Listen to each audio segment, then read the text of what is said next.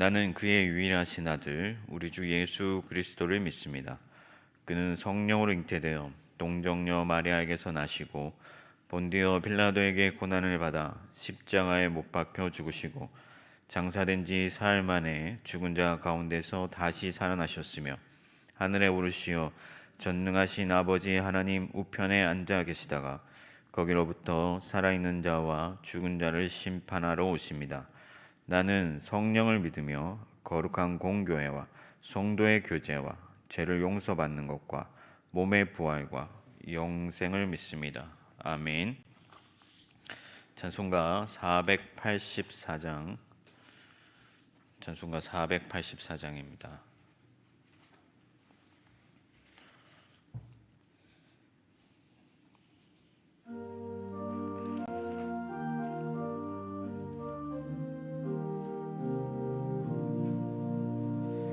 내 맘에 주여 소망 되소서.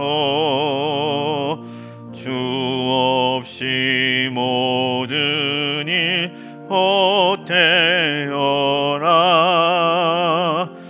밤에나 낮에나 주님 생각, 잘 때나 깰 때 함께 하소서. 지혜의 주여 말씀으로서 언제나 내 안에 계십소서. 주는 내 아버지 나는 아들, 주 안에 내가 늘 함께 하네. 세상의 영광 남 보여도 언제나 주님은 나의 길이여. 주님만 내 맘에 계시오니 영원한 주님 참 귀하셔라. 영원한 주님 내 승리의 주, 하늘의 기쁨을 주옵소서. 어떠한 고난이 닥쳐와도 만유의 주여 소망 되소서. 아멘.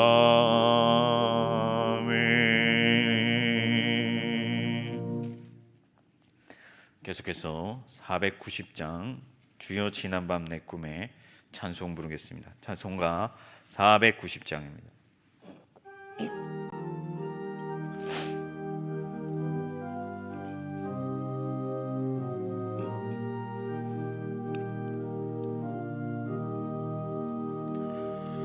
주여 지난밤 내 꿈에 배었으니 그 꿈 이루어 주옵소서. 밤과 아침에 계시로 보여주사 항상 은혜를 주옵소서. 나의 놀라운 꿈 정녕 남이 끼는 장차 큰 은혜 받을 편이 나의 놀라운 꿈 정녕 이루어져 주님 얼굴을 배우리라. 마음 괴롭고 아파서 낙심될 때 내게 소망을 주셨으며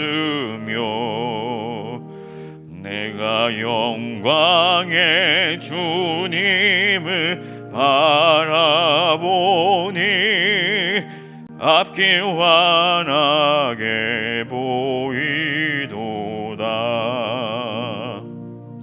나의 놀라운 꿈 정녕 남이 끼는 장차 그 은혜 받을 편이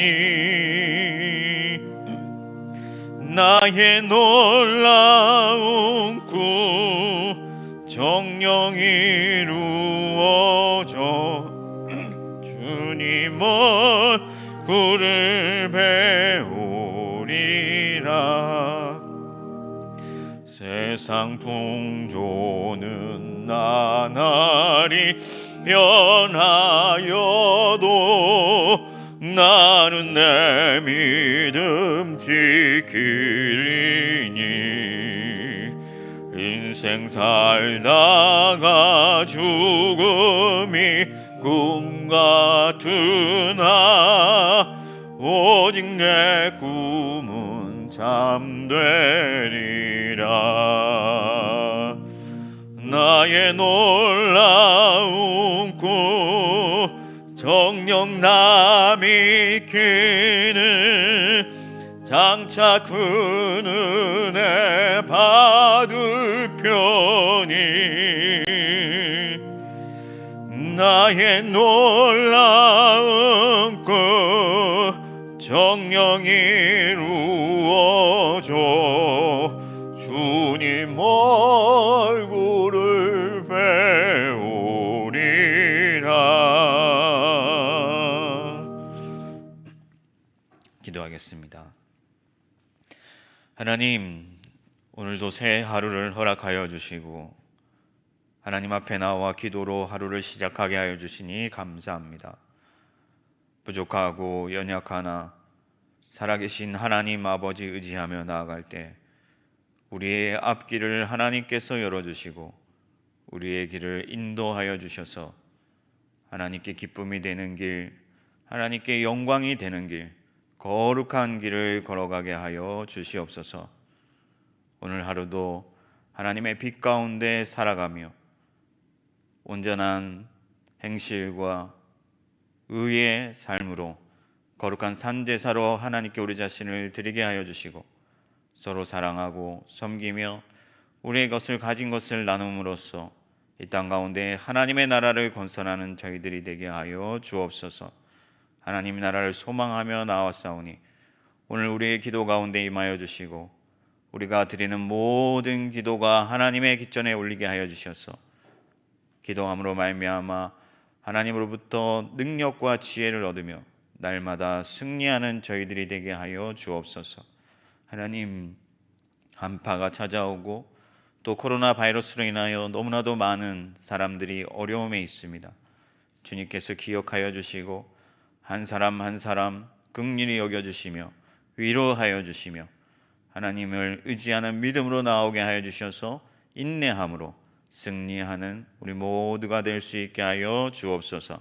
말씀을 듣습니다. 말씀 가운데 성령으로 우리 마음에 말씀하여 주시고 그 말씀을 통하여 하나님의 뜻을 분별하며 하나님께 기쁨이 되는 저희들이 될 수 있도록 주님 함께하여 주옵소서. 감사하고 예수 그리스도의 이름으로 기도합니다. 아멘.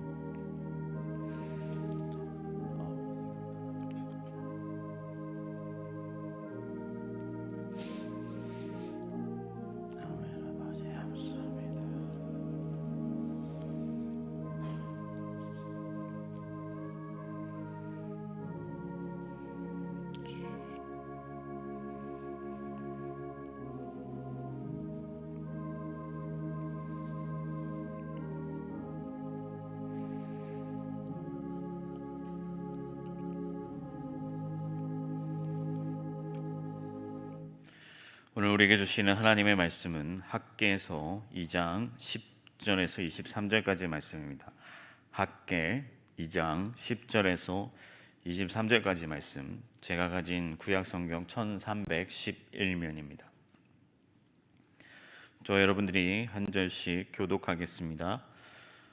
다리오 왕 제2년 아홉째 달 24일에 여호와의 말씀이 선지자 학개에게 임하니라. 이르시되 만군의 여호와가 말하노니 너는 제사장에게 율법에 대하여 물어 이르기를 사람이 옷자락에 거룩한 고기를 쌌는데 그 옷자락이 만일 떡에나 국에나 포도주에나 기름에나 다른 음식물에 닿았으면 그것이 성물이 되겠느냐 하라. 학개가 물음에 제사장들이 대답하여 이르되 아니니라 하는지라. 학개가 이르되 시체를 만져서 부정하여진 자가 만일 그것들 가운데 하나를 만지면 그것이 부정하겠느냐 하니 제사장들이 대답하여 이르되 부정하리라 하더라. 이에 학개가 대답하여 이르되 여호와의 말씀에 내 앞에서 이 백성이 그러하고 이 나라가 그러하고 그들의 손의 모든 일도 그러하고 그들이 거기에서 드리는 것도 부정하니라. 이제 원하건대 너희는 오늘부터 이전 곧 여호와의 전에 돌이 돌 위에 놓이지 아니하였던 때를 기억하라. 그때에는 20고루 곡식 더미에 이른즉 10고루뿐이었고 포도즙 틀에 50고루를 그르러 이른즉 20고루뿐이었느니라. 만군의 여호와가 말하노라. 내가 너희 손으로 지은 모든 일에 곡식을 마르게 하는 재앙과 깐부기 재앙과 우박으로 쳤으나 너희가 내게로 돌이키지 아니하였느니라. 너희는 오늘 이 전을 기억하라. 아홉째 달 24일 곧 여호와의 성전지대를 쌓은 날부터 기억하여 보라. 곡식 존자가 아직도 창고에 있느냐? 포도나무, 무화과나무, 석류나무, 감람나무의 열매가 맺지 못하였느니라.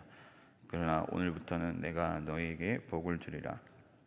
그달 24일에 여호와의 말씀이 다시 학개에게 임하니라. 이르시되 너는 유다 총독 스룹바벨에게 말하여 이르라.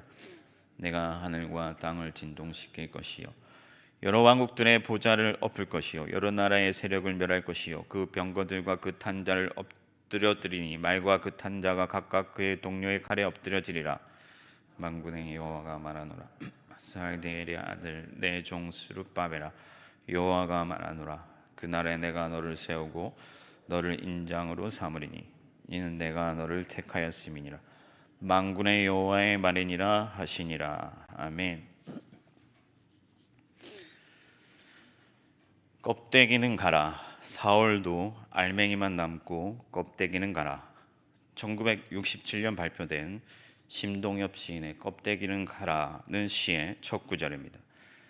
이 시인은 정치, 사회, 문화 모든 면에서 가식과 거짓과 탐욕과 허영이 난무하는 이 시대적 실상을 고발하면서 순수한 마음과 온전한 민족의 정신을 회복하기를 이 시를 통해서 촉구하고 있습니다. 당시 포로기 이후에 이스라엘의 신앙도 이와 같았습니다. 껍데기만 남고 알맹이가 없었습니다. 그래서 하나님은 선지자 학개를 통해 이 사실을 깨우치고 경고하세요. 비단 이스라엘뿐 아닙니다. 우리도 그와 같습니다. 껍데기는 화려하고 두터운데 실상 신앙의 알맹이가 빈약하다. 그래서 요한은 학개를 통해서 우리에게도 말씀하십니다. 본문을 통해 껍데기만 남은 우리의 신앙을 하나님께서 어떻게 개혁하길 원하시는지 살펴보고 알맹이가 두터운 신앙으로 나아가길 소망합니다. 학개서는 총 4개의 예언하는 말씀으로 구성되어 있는데요. 오늘 본문이 둘째, 셋째 예언에 해당합니다. 요 며칠 살펴본 것처럼 하나님은 학개 선지자를 통해서 이스라엘의 영적인 게으름을 책망하시고 중단된 성전의 재건을 명령하셨습니다. 그리고 새롭게 재건된 성전과 함께 도래할 새 이스라엘의 영광을 선포하셨습니다. 그런데 하나님은 거기에 덧붙여서 경고의 말씀을 하세요. 무슨 말씀이냐? 성전을 짓고 자만하거나 성전을 지었다고 해서 그것 자체로 하나님의 복을 받을 것으로 생각지 말아라 하는 경고의 말씀입니다. 그렇습니다. 하나님께서는 이스라엘이 단지 성전을 짓는 데서, 재건한 데서 멈추지 않기를 기대하셨어요. 그 이상을 기대하셨어요. 그럼 그것이 무엇이냐? 우선 하나님은 학개에게 제사장에게 가서 물으라 그렇게 말씀하십니다. 이것이 무엇이냐면 마치 아이를 혼내는 부모의 모습과 같아요. 저희 아들이 있는데 딸들은 크게 뭐 야단칠 게 별로 없습니다. 그런데 아들은 좀 자주 잔소리를 하게 돼요. 어떤 거냐면 이렇게 장난감을 가지고 놀다가 막 어지러 놓습니다. 그러면 제가 이렇게 물어봅니다. 아들아, 이렇게 가지고 놀고 장난감을 이렇게 바닥에 버려두면 어떻게 되겠니? 어떻게 된다고 했니? 하고 물어봐요. 제가 가르쳐 줄 수 있지만 물어보는 이유는 뭐냐면은 어떤 내가 주고자 하는 그 교훈을 각인시켜 줄 목적이 있거든요. 하나님께서도 마찬가지입니다. 오늘 질문을 통해서 이스라엘에게 하나님의 메시지를 각인시켜 주려고 하신다. 교훈을 주신다. 어떤 물음을 주시는가? 거룩한 고기를 옷자락으로 덮었는데 그 옷자락이 다른 것에 닿으면 그것들이 거룩해지겠느냐? 하시는 말씀이에요. 아니다 하는 거죠. 거룩한 고기를 싼 그 옷자락으로 다른 것을 갖다 댄다 하더라도, 다른 것에 갖다 댄다 하더라도 그것은 결코 거룩해질 수 없다. 그럼 반대로 시체를 만져서 부정해진 사람이 다른 것들을 만지면 어떻게 되겠느냐? 그것들은 부정해진다. 하나님께서 이 질문을 통해서 무슨 메시지를 각인시켜 주려고 하시는가? 거룩한 고기가 절대 다른 것들을 거룩하게 만들 수 없다는 말씀의 의미는 무엇일까요? 그것은 성전이 있다고 해서 그 성전 자체로 이스라엘이 거룩해지는 것은 아니다 하는 것입니다. 반대로 성전이 있더라도 이스라엘이 지금처럼 부정해 있다면, 영적으로 부정해 있다면 그들은 계속해서 하나님의 복에서 제외될 수밖에 없다는 것입니다. 땅이 50평이 있어도 10평의 어떤 그런 수확밖에 거둘 수가 없다는 것이죠. 결론적으로 하나님은 이스라엘이 성전이라는 외식에 빠지지 않고 영이신 하나님께 온전한 모습으로 나오기를 요구하고 있습니다. 그리하면 19절 말씀대로 그들이 이제로부터 복을 받게 될 것입니다. 그렇다면 우리가 외식에 빠지지 않으려면 어떻게 해야 되느냐? 외식에 빠지지 않고 하나님의 온전한 모습으로, 하나님이 원하시는 온전한 모습으로 나아가려면 어떻게 해야 되느냐? 제가 간단하게 세 가지로 정리를 해드리겠습니다. 첫 번째는 영적인 맥락으로 들어가라 하는 거예요. 영적인 맥락으로 들어가라 하는 거예요. 형식이나 어떤 외적인 모양의 수준에서 머물러 있지 말라 하는 겁니다. 보다 깊은 맥락, 영적인 맥락으로 들어가야 됩니다. 바울이 겉사람과 속사람을 구분하여 언급하고 있는데 신앙은 겉이 아니라 속이 중요해요. 거룩한 고기가 결코 우리를 거룩하게 하지 않습니다. 우리가 내면, 본질, 목적, 의미 이런 단어들을 우리 신앙생활 가운데 자주 상기시켜야 하는 이유가 여기에 있습니다. 여러분, 장로라는 타이틀이, 권사라는 타이틀이 여러분들을 거룩하게 하지 않습니다. 구원하지도 않습니다. 우리 교회 건물이 크고 화려해도 그것으로 우리가 성숙해지거나 우리의 신앙이 거룩해지거나 하는 것은 아니다 하는 거예요. 제가 몇 해 전에 종교개혁 탐방을 다녀왔는데 중세 사람들은 거룩한 성전을 지음으로써 그것을 통해서 자기들이 거룩해질 거라고 믿었어요. 그러나 절대 그렇지 않다는 것입니다. 그럼에도 불구하고 오늘날 많은 신앙인들이, 교인들이 껍데기를 알맹이로 착각하며 살아갑니다. 신앙의 피상성에 머물고 있다 하는 거예요. 신앙이 보이는 수준에 머문다 하는 겁니다. 바울은 이런 사람들을 경건의 모양은 있으나 능력은 부정하는 자들이다, 그렇게 말했습니다. 이런 사람들은 크게 특징이 두 가지로 나타나는데, 하나는 신앙에 열정이 없는 사람들이에요. 겉돌고 형식에만 머물러 있습니다. 예배에 참여는 하는데 마음은 없는 사람. 그래서 전혀 어떤 능력이나 열정들이 나타나지 않는 사람들이 있습니다. 또 어떤 사람들은 열정적으로는 해요. 그런데 맹목적입니다. 의미를 알지도 못하고 목적도 없고 향방을 모른 채 그냥 사람의 열정으로 나아가는 사람들. 어떤 목사님이, 지금 우리가 비대면 예배를 하고 있지 않습니까? 근데 어떤 큰 교회 목사님이 예수님도 내게로 오라 하셨는데 주의 종인 내가 어떻게 사람들을 오지 말라고 하겠느냐? 예수님이 오라고 했는데 내가 어떻게 오지 말라고 하겠느냐? 하면서 대면 예배를 계속 강행하고 있습니다. 하루 확진자가 1000명이 넘어가고 병실이 없어서 사람들이 대기하다 죽어가는 중에도 대면 예배를 고수하고 있습니다. 여러분, 얼마나 맹목적입니까? 예수님이 교회당에만 계신 것인가요? 예수님이 오라고 하셨을 때 수고하고 무거운 짐진 자들아 다 내게로 와서 쉬어라고 하실 때 거기서 오라 하신 말씀이 교회당으로 오라고 하신 말씀인가? 그렇지 않다 하는 것입니다. 오히려 예수님께서는 그런 맹목적인 신앙의 의무, 그런 짐으로부터 벗어나서 내게로 와서 자유하라고 말씀하시는. 여러분, 어떤 교회가 공무원을 폭행했다고 합니다. 교회당을 지키겠다는 이유입니다. 여러분, 그것이 진짜로 하나님이 기뻐하시는 일일까요? 예수님께서는 칼로 흥한 자가 칼로 망한다 말씀하셨습니다. 그러므로 여러분, 한 발짝 영적인 깊이로 들어오십시오. 영적인 맥락에서 생각하십시오. 다르게 말하면 분별하라는 의미입니다. 하나님은 영이시니 말씀으로 진리로 영적인 세계를 분별하라는 것입니다. 직분을 받았다고 그 직분이 여러분들을 구원하지 않습니다. 교회당에 앉아있다고 우리가 구원받는 것도 아니에요. 물론 우리는 모이기를 힘써야 되고 모이기를 기대합니다. 속히 이 시기가 지나가서 우리가 모여서 하나님 앞에 예배하기를 소망해요. 하나님께서 성전을 지으라고 하셨잖아요. 편하게 집에 앉아서 일주일에 한 번 교회로 모이는 것조차 버거워하는 사람들은 편벽한 집에 살면서 편안한 집에 머물면서 하나님의 성전을 짓는 것은 게을리했던 이스라엘과 다를 바 없습니다. 그러나 주님이 원하는 것은 진리와 영으로 예배하는 것입니다. 직분, 헌금, 봉사, 전도, 헌신, 교회당을 건축하는 일, 주일 예배, 모든 일에 영적인 깊이를 더하시기를 바랍니다. 직분을 받았다면 직분의 의미를 알고 하나님이 기뻐하시는 직분자의 자세를 생각하시길 바랍니다. 예배를 드렸다면 앉았다가 일어서는 것 말고 하나님의 임재로 나아가는 여러분들이 되기를 바랍니다. 그렇게 영적인 맥락에서 신앙하는 저와 여러분들이 되기를 축복합니다. 두 번째는 사람을 먼저 생각하라는 거예요. 하나님은 건물이 아니라 사람을 보십니다. 우리가 예배를 위해서 건물을 지었다면 건물 자체가 아니라 건물을 사용하는 사람, 그 건물을 세우기 위해서 헌신했던 사람이 중요하다 하는 것입니다.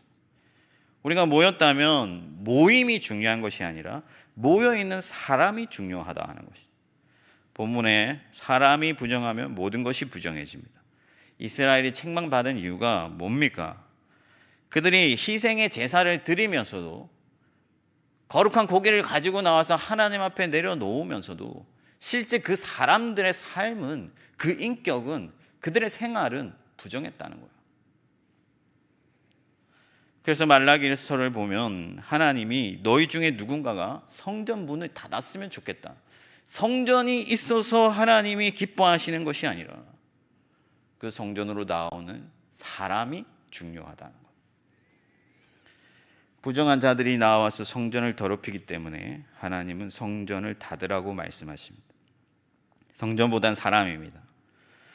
그런데 교회에서 사람보다 일이 중요하게 여겨지고 사람보다 모임이 더 중요하게 여겨질 때가 있습니다. 혹은 어떤 교회들은 사람을 중요하게 여기는 것 같아도 몇 명이냐가 더 중요한 교회들이 있습니다. 얼마나 모였느냐. 여러분, 유대인들도 그랬습니다. 사람보다는 율법이었습니다. 사람보다는 안식일이었어요. 그러나 예수님께서 말씀하셨지 않습니까? 사람이 안식일을 위해 존재하는 것이 아니라 안식일이 사람을 위해 존재한다. 하나님의 관심은 사람에게 있습니다. 얼마나 많은 사람인가가 아니라 사람의 영혼과 마음에 관심을 두신다는 거예요.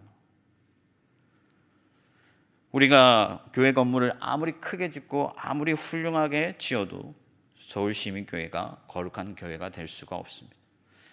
서울시민교회 성도들이 거룩해야 우리 교회가 거룩한 교회가 되는 것입니다.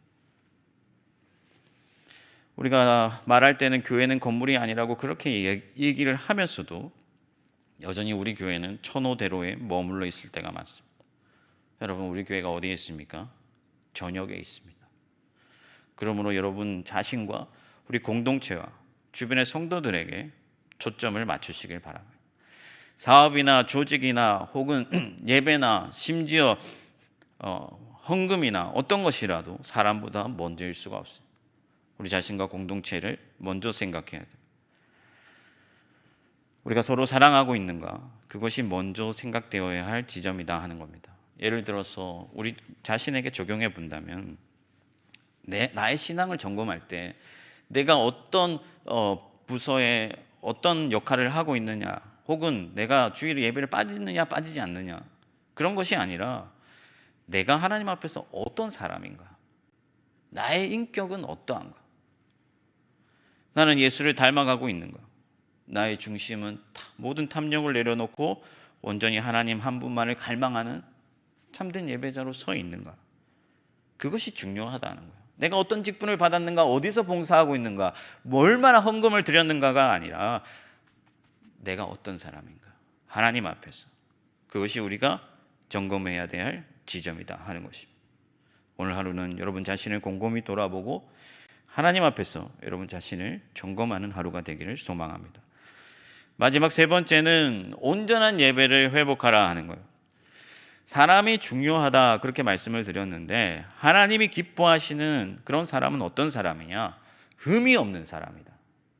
온전한 사람, 거룩하고 정결한 예배자입니다. 본문은 거룩한 것과 부정한 것을 구분하고 있는데, 거룩하다는 것은 부정하지 않다 하는 것이죠. 순전하다 하는 의미입니다.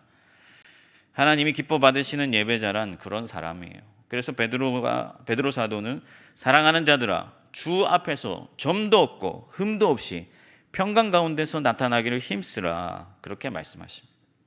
하나님은 흠이 없는 한 사람의 예배자를 찾으십니다. 그런데 우리는 온전한 사람이 되기보다, 온전한 마음으로 나아가기보다, 온전한 예배를 드리기보다 퍼포먼스, 그것을 더 중시한다. 기교와 외양과 어떤 모양과 횟수와 그런 것들을 절대시한다는 거예요. 얼마 전에 저희 고등부에서 고민타파 토크쇼라고 해서 학생들의 어떤 그런 영적이고 혹은 생활 가운데서 질문들을 받아가지고 이 선생님들하고 패널들이 답변하는 그런 어떤 순서를 진행했는데, 한 친구가 그런 질문을 적어서 넣었어요. 그게 뭐냐면은, 자기는 수련회 갔을 때 이렇게 눈물을 흘려본 적이 별로 없는데 꼭 눈물을 흘려야만 내가 은혜를 받았는 것인가, 이렇게 질문을 한 거예요. 왜 이런 질문을 하게 됐을까 제가 생각을 해봤습니다. 그것은 눈물을 강요하는 그런 어떤 청소년 사역자들의 형태 때문이에요.